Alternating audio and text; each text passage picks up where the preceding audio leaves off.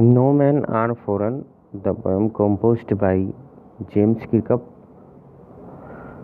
Main important short question answers of this poem. Number 1. What message does the poet want to convey? कि क्या ऐसा संदेश है जो पोइट है हमारे जेम्स किर्कप वो कन्वे करना चाहते हैं, मतलब आगे बढ़ाना चाहते हैं, बताना चाहते हैं, वो क्या मैसेज है इस पोएम में, ये हमें इसका आंसर देना है। आंसर में रहेगा the poet wants to say, poet जो है हमारे जेम्स किर्कप वो कहना चाहते हैं that there should be no discrimination, there should be no, नहीं होनी चाहिए भाई डिस्क्रिमिनेशन, भेदभाव, बिटवीन पीपल, लोगों के बीच में, ऑन द बेसिस के आधार पर, ऑफ देयर अपीरियंस, दिखावे के आधार पर, रिलीजन धर्म के आधार पर, और रिजाइन और क्षेत्र के आधार पर।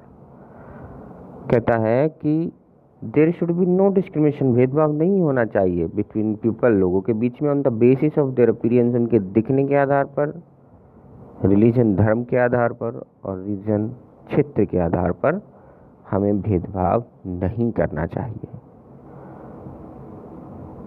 Full stop. It is inhuman, ये तो अमानवता है।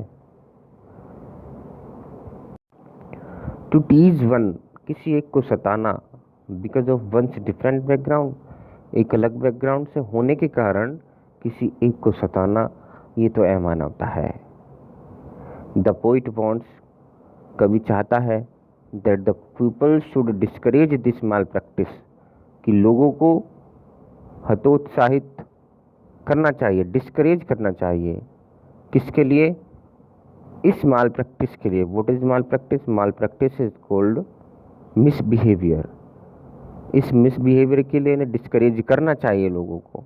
And love their fellow human beings, और अपने साथी मानव को प्यार करना चाहिए। From the bottom of their heart, अपने दिल की गहराइयों से।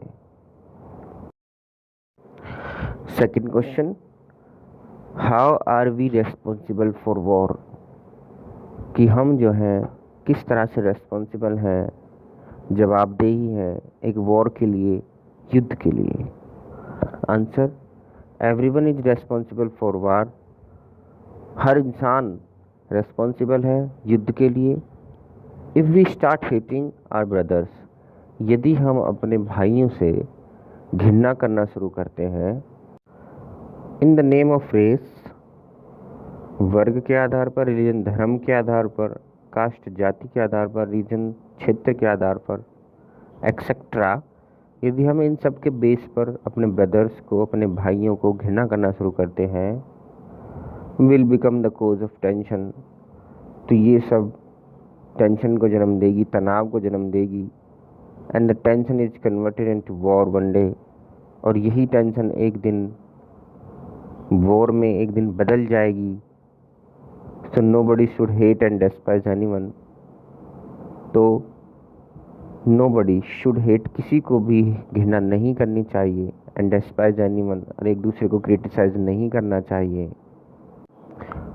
Our biased and impolite behavior towards the fellow human beings becomes the cause of unnecessary wars.